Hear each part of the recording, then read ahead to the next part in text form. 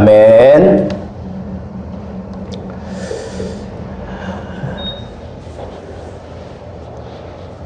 예수님께서 처음에는 백성들에게 무슨 거룩한 선지자가 등장했다, 막 그렇게 이해되어졌어요. 그래서 나중에는 예수님이 그 소문이 이제 어떻게 변했는가, 그걸 또 알아보고 싶었는지 제자들에게도 물어봤어요. 세상 사람들이 나를 누구라고 하느냐? 선지자라고 합니다.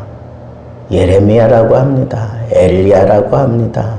막 그런 식으로 얘기할 때 예수님이 그 엘리야에 대해서 먼저 와야 되는 엘리야, 말라기서에 보면 분명히 먼저 와서 백성들을 돌이킬 선지자가 바로 엘리야다 이렇게 기록되어 있어요. 근데 예수님께서 그걸 풀어주셨어. 말씀하신 대로 진짜 엘리야가 먼저 왔다. 그게 누구냐?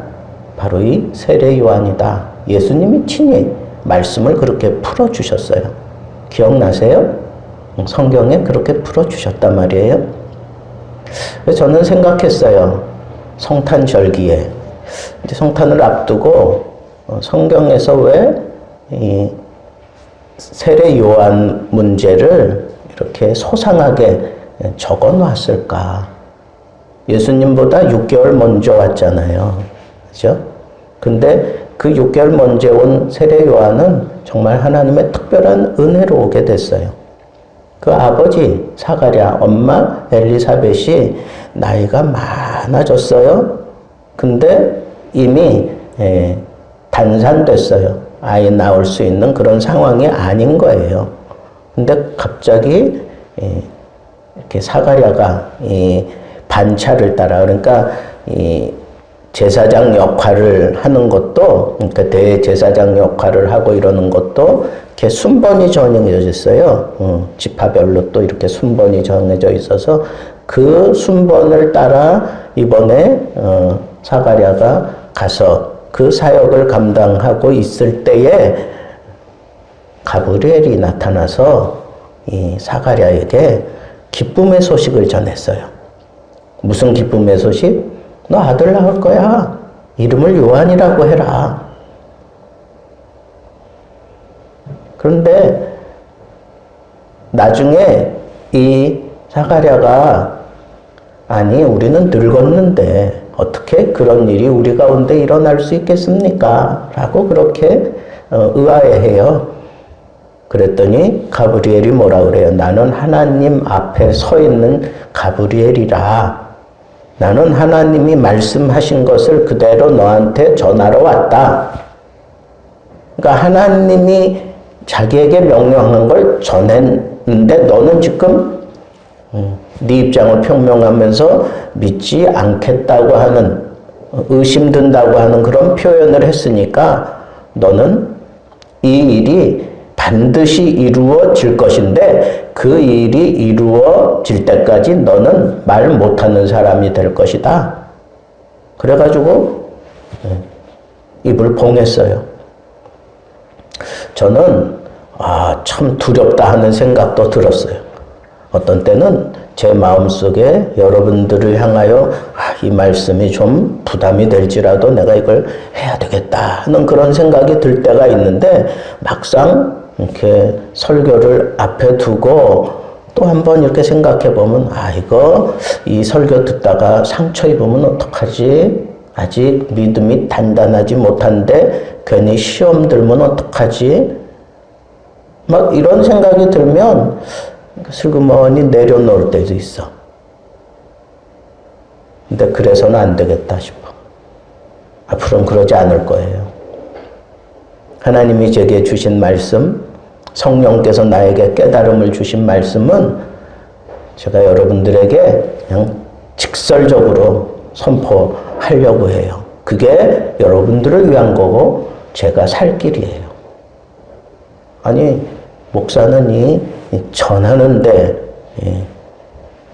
사명이 있는데 입을 딱 닫아버리면 어떡해. 그러면 나는 아무것도 못하잖아요. 하나님의 일은 이렇게 하는 거구나. 그러면 앞으로 막 여러분들을 꾸중하는 듯한 그런 설교가 막 들려지면 그때 그냥 꾸중을 그대로 받으세요. 그게 복입니다. 여러분들 저를 하루 이틀 겪는 것도 아니고 제가 여러분들에게 억하심정을 가지고 설교 한 번 한 적이 있습니까? 저는 하나님이 두려워서 그렇게 못해요. 여러분 하나님의 말씀이 말씀대로 전해져야만 그것이 옳은 거예요. 가브리엘이 그렇게 보여주잖아요. 나는 하나님 앞에서 일하는 사람이야. 나는 하나님이 명령하셨으니까 나는 전했어. 그리고 나는 이 말씀하신 대로 그대로 이루어질 것을 나는 알아. 네가 못 믿어? 네가 반신반의해? 너는 차라리 입 다물고 있어라. 언제까지? 내가 말한 대로, 하나님의 명령을 따라 말한 대로 이루어질 때까지. 하나님의 뜻은 반드시 이루어지고야 마는 거예요. 여러분 성경을 읽다가 이게 하나님의 뜻이구나, 하나님이 말씀하신 거구나 이렇게 생각되어지면 여러분 이건 반드시 이루어지는 일이야 라고 생각하고 여러분들의 모든 행동을 거기에 따라 다 세팅을 다시 해야 돼. 리셋해야 돼. 그래야 내가 온전히 살 길을 찾아가는 거예요. 말라기서에 보면 백성을 돌이키리라. 엘리야가 와서 백성을 돌이키리라. 근데 돌이키지 아니하면 심각한 재앙이 그들에게 임한다 그랬어. 여러분 엘리야가 와야 되는 이유가 있어요. 엘리야가 와야 되는 이유가 있다고. 그게 뭔가 이 백성들이 잘못된 데서 돌이키게 하기 위해서 그런 거야. 돌이키게 하기 위해서. 그런데 그 돌이키게 하기 위해서 하나님께서 복으로 그 사가랴에게 아들을 주신다. 그렇게 선언을 하셨는데 그걸 의심해? 여러분, 이건 그냥 하나님의 뜻이 이루어질 때까지 입을 봉한 것만 해도 감사한 줄 알아야 돼. 그래서 그거 이루어질 때까지 제사장이지만 다 내렸고 산속에 들어가서 이 부부가 아기 날 때까지 거기서 따로 생활을 해요. 하나님이 두려운 거예요. 두려우신 하나님으로 우리 가운데 비춰지지 않도록 늘 사랑으로 은혜로 그리스도의 그 넉넉함으로 우리를 품어 안고 계시는 하나님으로 우리가 인식하며 살아가는 것, 이것처럼 복된 게 없어요. 믿지 않으면, 의심하거나 제대로 믿지 않으면 하나님의 두려움을 경험할 수밖에 없습니다. 자, 그런데 이 요한이 태어나서 이렇게 돌이키게 하기 위함이라 그래서 돌이키게 하기 위함이다. 예수님이 사역하기 전에 먼저 돌이키는 사역을 이 세례 요한이 해야 된다라고 하는 거예요. 본래 왕이 이렇게 행차하려면 먼저 그 선발대가 앞서서 그렇게 길을 다 이렇게 펼치고 그러잖아요. 근데 이 이사야서에는 이 엘리야, 이 세례 요한에 대해서, 사역에 대해서 말하는 자여 외치라 그랬어요. 그러니까 소리예요, 소리. 광야에서 들리는 소리. 여러분, 광야가 그냥 쩌렁쩌렁 울릴 정도로 아주 대단한 파워를 가지고 외쳐대는 소리, 그게 바로 세례 요한의 사역이에요.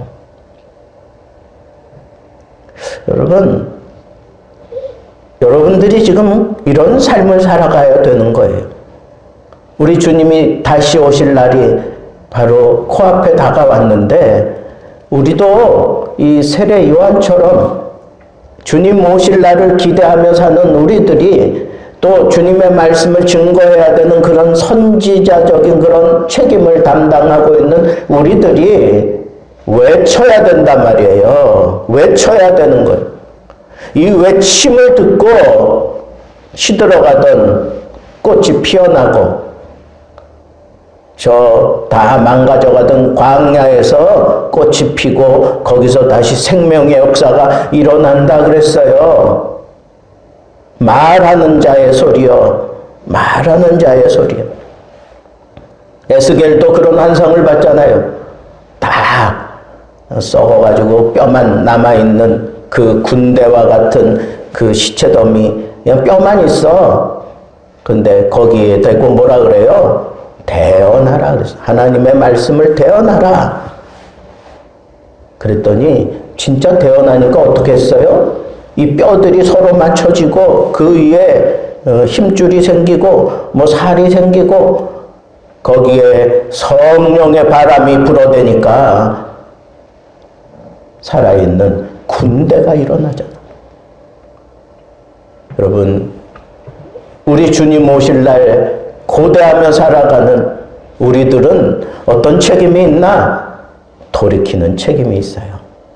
주의 백성들, 허물어진 백성들, 곁길로 빠진 백성들, 잃은 양들 돌이켜야 되는 책임이 우리에게 있어요. 근데 그것을 감당케 하시려고 하나님께서는 우리에게 권능을 주셔요. 어떤 권능을 주시느냐? 말의 권능을 주셔요. 이 말하라, 하나님의 말을 그대로 전하면 거기 생명의 역사가 일어나는 그런 은혜가 그 속에 쏟아지게 된다는 거예요. 그것을 오늘 본문에는 뭐라 그러세요? 엘리야의 심령, 올리야의 심령으로. 예? 그렇게 얘기했잖아요. 여러분, 하나님의 말씀을 전하는 사람들에게 하나님께서 그런 능력을 주시는 거예요. 오늘 말씀 보세요. 엘리야의 심령과 능력으로. 엘리야의 심령과 능력으로. 여러분, 엘리야의 그 심령과 엘리야가 보여준 그 능력, 이스라엘 백성들은 너무너무 잘 알고 있고 그냥 사모하고 있어요. 이 엘리야가 와서 지금 이 로마의 속박을 받고 있는 우리들을 그 권능을 베풀어 우리를 구원해 줄 것을 기대하고 있었단 말이야. 그게 바로 그리스도라고 생각했어요. 유다 백성들 모두가 다. 근데 하나님께서는 창칼을 가지고 이스라엘을 회복하려고 들지 않았어요. 하나님이 회복시키는 것은 이 말을 통해서 회복하는 거예요. 하나님의 말씀이 말씀 그대로 전해질 때 거기 놀라운 회복이 일어나는 거예요. 여러분들이 정말 뭔가 새로워지기 원하세요? 내 인생 다시 한번 리셋되기 원하세요? 내 인생 정말 이 처참한 자리에서 새롭게 회복되고 변화되기 원하세요? 하나님의 말, 하나님의 말에 여러분 전부를 거세요. 하나님의 말씀을 붙잡고 씨름하세요. 말씀을 붙들고 읽어 내려가 보세요. 하나님의 말씀을 묵상해 보세요. 하나님의 말씀을 써보세요. 하나님의 말씀을 외워보세요. 하나님의 말씀, 내게 들려진 이 말씀을 가지고 한번 진지하게 한번 토론해 보세요. 거기에 반드시 생명의 역사, 놀라운 능력의 역사가 일어나게 되어 있습니다. 여러분들이 정말 우리 주님 오실 것을 기대하고 계신다면 말로 사역하는 거예요. 하나님의 말씀을 붙들고 사역하는 거예요. 말씀 앞에 무너지는 사람들이 얼마나 많아요? 말씀을 듣고 힘을 얻었던 사람들이 얼마나 많습니까? 말씀을 전하면서 놀라운 하나님의 뜻이 이루어지는 것을 본 그런 사역자들이 얼마나 많은지 몰라요. 이 말씀 때문에 울고, 말씀 때문에 웃고, 말씀 때문에 기쁘고, 말씀 때문에 아주 처참하게 자기의 죄된 모습을 보고 괴로워하는 그런 일련의 생명의 역사들이 이 말씀을 주관하시는 하나님을 통하여 이루어지고 있기 때문에 그런 거예요. 여기 가브리엘이 얘기한 것처럼 하나님 앞에 서 있는 자라 하나님의 말씀을 전한다. 살아계신 하나님의 말씀을 전하는데 이 말씀대로 이루어질 것인데 믿으면 복이 되겠지만 믿지 않으면 조금이라도 의심한다면 차라리 벙어리가 되는 게 낫다. 왜? 그냥 노출된 채로 하나님의 심판, 하나님의 징계를 받으면 두려운 거예요. 자, 그래서 이 말을 통해서 이런 사역을 하는 것이 세례 요한의 그런 책임이었어요. 그래서 그는 예수님보다 먼저 이 말을 하기 위해서 광야에 외치는 자의 그런 말을 하기 위해서 그는 모든 것을 끊었어요. 세상을 끊었어요. 독주 마시지 않았어요. 이른바 나실인의 모습으로 그가 자기를 다듬었어요. 여러분, 우리가 하나님의 말씀의 능력을 제대로 체험하기 원하신다면 세상에 속한 모든 것을 끊어야 돼. 끊어야 돼. 세례요한은 그래서 광야로 갔잖아. 광야로 가서 거기서 세상과 완전히 등진 거예요. 거기서 하나님만 바라보며 살아갔어요. 그의 음식은 뭐예요? 석청, 꿀이에요, 꿀. 그래서 어떤 사람은 그게 구약시대에 내려주셨던 만나가 아닌가, 뭐 그런 얘기도 하고 그러는데, 그건 여러분들 상상에 맡기겠어요. 중요한 건 뭐예요? 세상을 끊고 온전히 먹는 것에서부터 입는 것도 낙타 털옷을 입었다 그랬어. 뭐 화려하게 뭐 꾸며진 옷 입지 않았어요. 그냥 추위를 견디기 위한 그 낙타 털옷을 입고 그렇게 살았어. 하나님이 그를 쓰실 때까지 그 외진 자리에서 그렇게 먹고 그렇게 살았어. 근데 놀라운 것은 그는 스스로 나타나서 뭐 하려고 하지 않았어. 백성들이 그를 찾아갔어. 백성들이 그를 찾아갔어.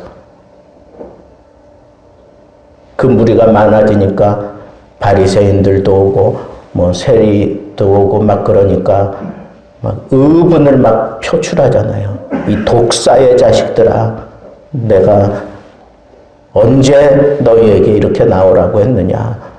그러면서 그들의 그 잘못된 생활을 꾸짖고 그 잘못된 그런 믿음을 아주 신랄하게 비판한 그런 하나님의 말씀을 전하되 하나님 말씀대로만 그냥 막 외치는 그런 사역을 하는데도 백성들이 다 꾸역꾸역 모여드는 겁니다.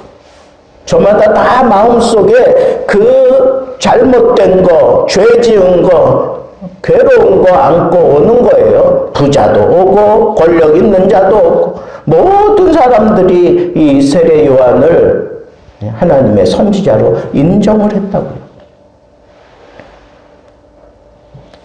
여러분, 하나님이 쓰시는 사람은 하나님이 쓰실 때에 자기가 막 찾아다니면서 하지 않아도 백성들이 다 찾아와서 말씀을 듣고 돌이키는 역사가 일어나게 하셨어요. 우리 간혹 가다가 저 산골짜기인데 여긴 도대체 뭐가 될까 싶은데 거기서 무슨 식당을 하는 거야. 근데 아주 미어 터져요. 아주 차들이 그냥 그 산을 다 둘러칠 정도로. 진짜가 있으면 다 모여들게 돼 있나 봐요.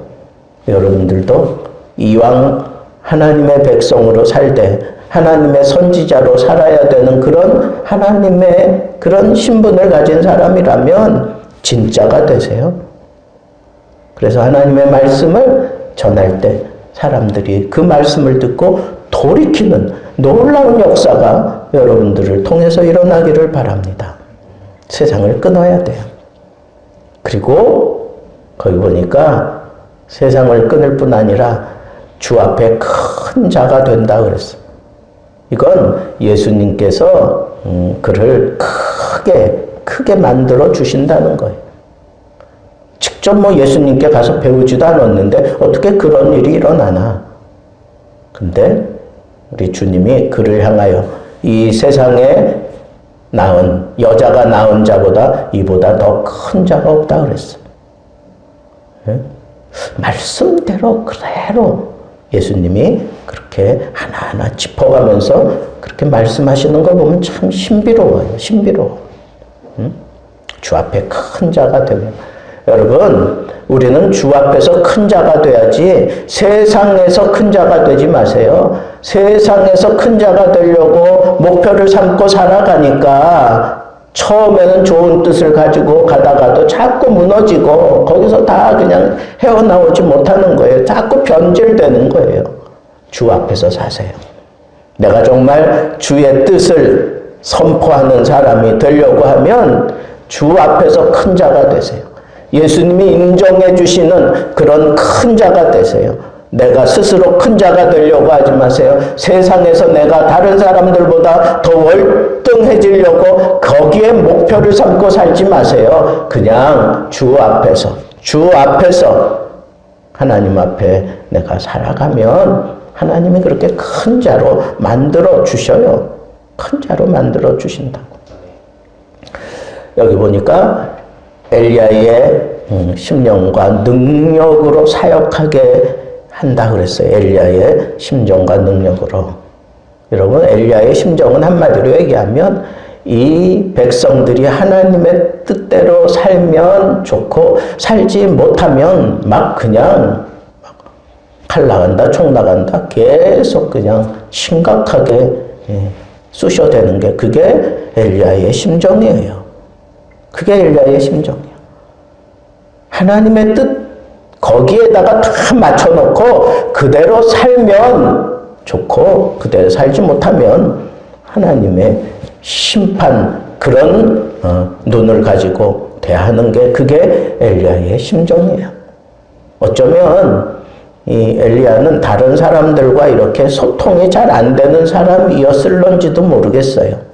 이런 심정을 가지고 대화가 되겠어요? 잘 되지 않을 거야. 응? 우리 유민재 집사님도 지난주에 우리 식사하면서 그런 얘기 하시던데 소통이 잘 안 될 수밖에 없는 그런 여건을 얘기하셨어요. 자라오면서 그랬다고. 또 지금도 이렇게 혼자 앉아서 모든 일을 하고 계신다고. 그러면서 이 소통이 잘 안 된다고. 여러분 괜찮아요. 하나님 앞에서 엘리야의 심정만 가지고 있으면 그거 다 통용돼요.